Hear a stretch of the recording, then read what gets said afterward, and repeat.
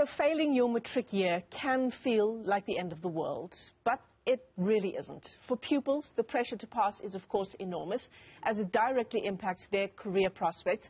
Experts say parents and guardians should be on the lookout for signs that their children aren't coping if indeed they didn't do as well as they expected. Clinical psychologist Dr. Benedict Mhlongo joins us now for more of that kind of advice. Dr. Mhlongo, thanks so much for your time this morning. It's such a big story, especially this week.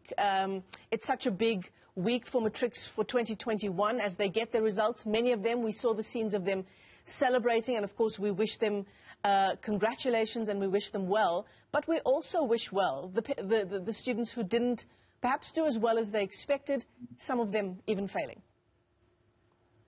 Yes, you're definitely right, Michelle. It's actually quite a problematic one because, I mean, much more focus is actually on the positive. Yeah. But actually the other ones who actually didn't perform quite well, I actually get, sidelined and all of that. But it's also important that we also, pay or contribute to actually how they're feeling at that particular time.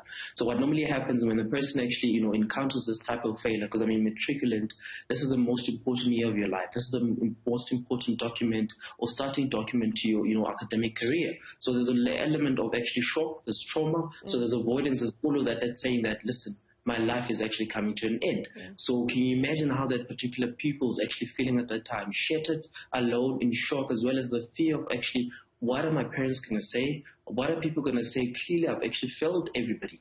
Yeah, what are people going to think about me? And for the class of 2021, it's all the more difficult because they've spent the past 2 years of their schooling going through a pandemic. It's even worse for them if they were not able to meet the mark. Definitely. I mean, that in its own, it's a different culture, it's a different terrain that they were actually navigating, which is also not very, static. It's a very dynamic one. So can you imagine they've never actually encountered or experienced a level where they're actually, doing matric at school, at home. So they were actually doing that. And also parents they need to also be very mindful in the sense that they come from a generation where this was actually not even there. Even the fourth industrial revolution, maybe it was the first, the second one, or industrial revolution where they were coming to Joburg and looking for work. But here, there's a lot of added pressure that they were actually feeling. So can you imagine there was no lack of support? There was a lack of support.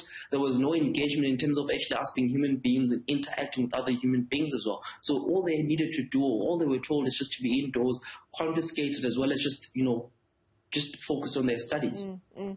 So how do I, as a parent, deal with this kind of failure? And, we actually shouldn't be calling it failure because it's failure of 1 year. It isn't the end of the road. There are so many other options to you.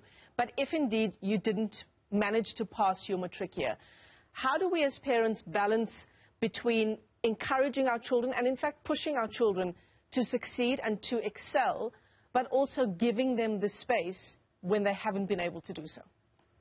Very imperative question, Michelle. I think the most important thing that parents need to actually do is that they need to undergo their own process first, to accept as well as not to actually, displace. Because, I mean, there's a level of anger as well that they can actually feel. I mean, by virtue of that, they're still, human beings. They're also thinking the level of, input and investment that they actually placed on their own learner. So it's important for them to also accept that, to say that, listen, failure is actually a part of life. So failure is a stumbling block to success, as well as failure can also distort the pupil's mind to actually saying that it makes the goal less attainable. So it's important for them to actually, process that, as well as the need to start to actually support their students, support their, their children in a manner that actually shows them, listen, in your own way, in your own pace, I am here. So as soon as you know what to do with this particular, juncture or hurdle that you've actually faced, I'll support that. Because sometimes as parents, we tend to be controlling and helicopter parenting as well, to say, but, we look at the negatives as well as not looking at the positives. Because what failure actually does, failure is not actually something that says that you are bad. It's just calling you to pause and do things differently. So let's just pause and do things differently as well. Yeah, let's take stock. Let's take a step back, see where we are, and try to make decisions for the future. What should I be looking out for as a parent if my child hasn't achieved what they set out to do in Matric 2021? Definitely. I'm gonna quickly list them for you. Isolation, appetite, insomnia, as well as a sudden change in their own character. Because, when as parents, we have this ability as well to see, especially if your child was doing matric has siblings. So there needs to be a level of sibling rivalry. You know, they're always, you know, bickering at each other. But now this particular one is not actually doing that. Maybe she's actually, he or she's starting a habit of actually giving away stuff. So that is another very red flag of suicidality. The giving away stuff and saying, no, you can have this, you can get that. So that for parents is actually a very huge red flag to actually look at.